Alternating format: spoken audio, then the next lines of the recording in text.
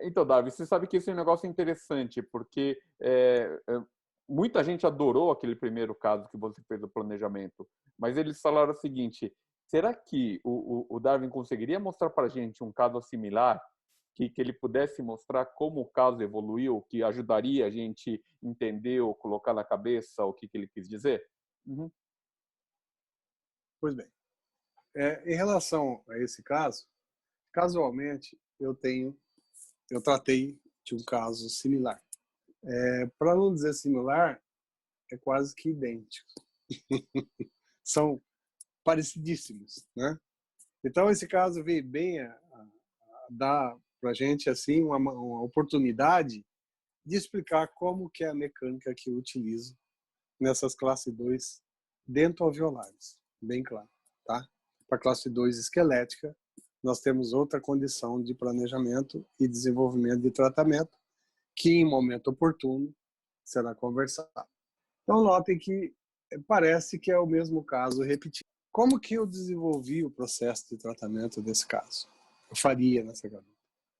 Primeiramente, notem que eu coloquei o aparelho e no primeiro dia o paciente já sai usando elástico. É o melhor período de ter o paciente a favor da gente em relação ao elástico. Ele usa direitinho. Qual que é a prescrição que você está usando nesses brackets? Repete só porque às vezes tem gente que não assistiu o primeiro vídeo. Tá, aqui, quando eu vou usar essa mecânica de classe 2, eu teria que usar alto torque superior e baixo torque inferior. Por que alto torque superior? Porque eu vou fazer uma retração, eu não quero que retrocline os dentes superiores. E eu vou fazer uma mecânica de protrusão e eu não quero que protrua os dentes inferiores. Então, por isso, baixo torque embaixo e alto torque em cima. Então, eles vão estar controlando o torque. É aquilo que a gente faria no fio normal com torque resistente. Só que você teria que chegar lá e perder tempo esperando esse momento, tá? Pois bem, note que eu coloquei o elástico classe 2 do primeiro molar, nesse caso, que ele não tinha erupcionado o segundo molar. Se tivesse erupcionado o segundo molar, seria no segundo molar. Então, é do segundo molar no segundo pré. Como eu não tinha o segundo molar, eu pus do primeiro molar no primeiro pré, em ambos os lados. Aqui tem um detalhe muito interessante. Não importa o aparelho que você estiver usando. O ganchinho é para baixo, não é para cima. Quanto mais horizontal você tiver o efeito do elástico, menos efeito extrusivo você tem na mecânica. É física, é simples, tá? Então, é dessa maneira que eu raciocínio, é o meu raciocínio em todos os meus casos. Você coloca No aquele caso, gancho no slot vertical? eu tenho o dispositivo, o ganchinho, eu coloco, normalmente se coloca de cima para baixo. Esse bracket você coloca o gancho quando você precisa. A minha visão é simples. A maioria dos tratamentos, você vai usar os ganchinhos dos brackets no máximo 10, 15% do tempo que o aparelho está na boca. Isso promove dificuldade de escovação, gengiva inflamada e um monte de fatores. Então, eu sou anti-ganchinho. Então, eu vou usar ganchinho quando eu preciso. No meu curso de especialização, eu só uso bracket sem ganchinho. Quando precisar de ganchinho, põe um Kobayashi e use o Kobayashi. Tá? Se você não tiver ganchinho, você põe um Kobayashi virado para baixo, para que fique mais horizontal possível o elástico. Esse é um macete que eu uso há mais de 10 anos no meu dia a dia clínico. Então, notem que essa foi a mecânica. No caso dessa garotinha que nós vimos, no caso, esse é um caso similar ao dela, pode colocar o tubo no segundo molar, então o elástico sairá do segundo molar no segundo pré. É mais efetivo a mecânica de classe 2 nesse período, tá? Então eu estou em fase de alinhamento e nivelamento, e eu já tenho o elástico atuando como classe 2. Isso promove nessa mecânica de desenvolvimento inicial uma boa relação. Já não deixa piorar o caso, não é que vai corrigir, eu não deixo piorar. Aí, em que você se sustenta, Darwin? A maioria dessas classe 2 ocorreu uma perda precoce de segundo molar descido. Normalmente, o primeiro molar ele gira no sentido mesial e não dá liberdade para que esses dentes nasçam no lugar deles. Se você introduzir o elástico classe 2 nessa fase, o que você promove? Você promove a correção desse molar, não da distalização, mas sim do giro dele de quando houve a perda do primeiro molarzinho, segundo molarzinho descido superior. Então você gira ele para trás. Então você já melhora essa classe 2 no simples nivelamento e alinhamento usando o elástico precoce. Esse sim é um momento efetivo de uso de elástico precoce. Não vamos fazer do elástico precoce dogmas, nós temos que saber por que está sendo usado. Ok? Mas Oi. eu acho que esse é um ponto que você tocou que é certíssimo. A maior parte das pessoas que não usam Demon, eles vão olhar esse elástico num 0,14 Copernic Tie Assusta? e vão ficar Assusta. assustados. Assusta. Eu faço isso há mais de 10 anos. Uhum. E tenho resultados.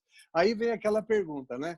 Mas não vai protruir inferior? Não se preocupe. Lá no segundo e primeiro molar, nessa fase aqui, não dá tempo de acontecer isso.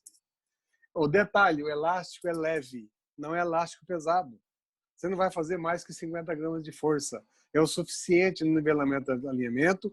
Com o fio ajudando, você não deixa piorar. Não é que vai resolver, não vai curar, não deixa piorar. Você vai manter ou ter uma melhora. Pois bem, então alto torque, baixo torque e elástico classe 2 do segundo molar no segundo pré. Essa é a condição inicial da nossa mecânica. Ela funciona. Se ela funciona, eu tenho que provar, é o que vocês estão vendo. Nesse caso, eu cheguei a esse estado aqui, ó, tá? Em classe 1. Então, vejam, ela usou essa sequência no início, foi para o 14 por 25. Notem que o 14 por 25 já tem expressão de torque. O elástico é leve, tá? O elástico é leve. Do 14 por 25 por 18 por 25. Eu já tenho controle de torque anterior. Notem que não houve protrusão. Ele continua no mesmo lugar. E o superior, bem colocado. Eu já estou todinho em classe 1. Lembrem como que ele era? Se for só nivelar e alinhar e vai no oba-oba, ele vai ficar protruso em cima e embaixo alinhado.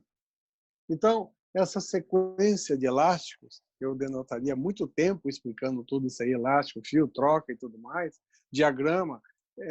Nos nossos cursos nós explanamos tudo isso com detalhe, nos leva à condição de classe 1, que é isso aqui. Ó. Esse garoto ele demorou um pouco para nascer o segundo molar.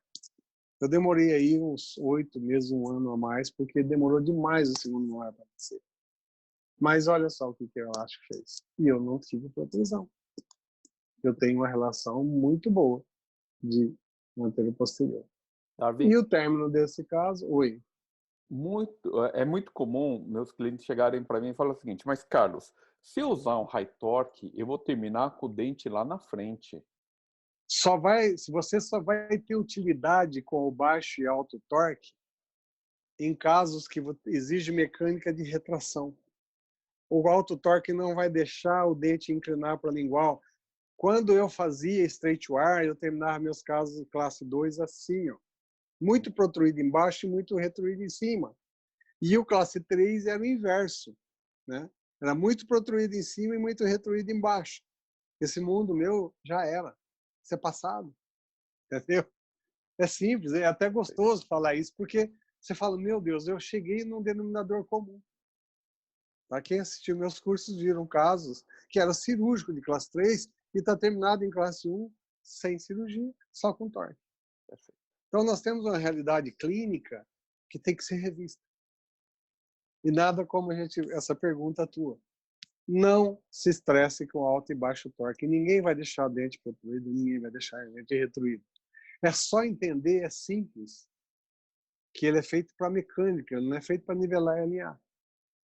Então, quando eu vejo na literatura, Brecht de 7 graus, Mendes, 22 graus, Ricketts, 17 graus, MBT, não sei quantos graus, Roth, não sei quantos graus, o quê, Alexander, blá, blá. Ei, e na mecânica, o que isso aí faz? Nada. Na mecânica, ele é standard. Agora, se nós tivermos consciência que quando eu vou fazer mecânica de retração, preciso dar torque vestibular para fazer o torque resistente, o Hicks estava certo. Quando ele fez 22, foi para controle de torque de retração. Tá? Perfeito. É assim que é o raciocínio. Quando eu tenho 2 graus, essa protrusão que eu exijo na mecânica, esse 2 graus vai inibir. Ele vai ficar onde? Próximo do ideal. Nunca ele vai protruir. Como ele nunca vai retruir no 22. Ele vai terminar próximo do ideal, que é em torno de 12 a 15 graus. A posição do incisivo superior. Perfeito. Simples assim. Tá?